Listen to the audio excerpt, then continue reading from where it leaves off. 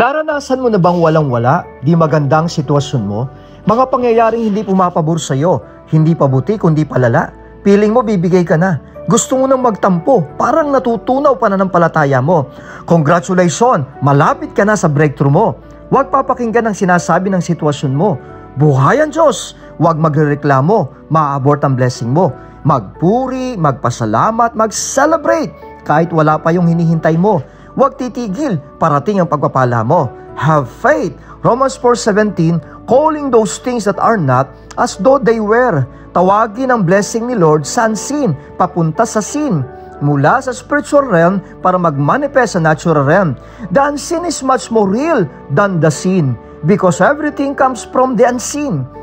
Go to the realm of God so that you can change the atmosphere and the environment. Sa tuwing hindi magandang sitwasyon ng ating buhay, huwag mag-alala, kumalma. Matagpuan tayo ng ating Diyos na sa Kanya sumusunod, nagpapasalamat, sumasamba. Sa lahat ng bagay, makontento, masapat, sapagkat ang Diyos ay tapat.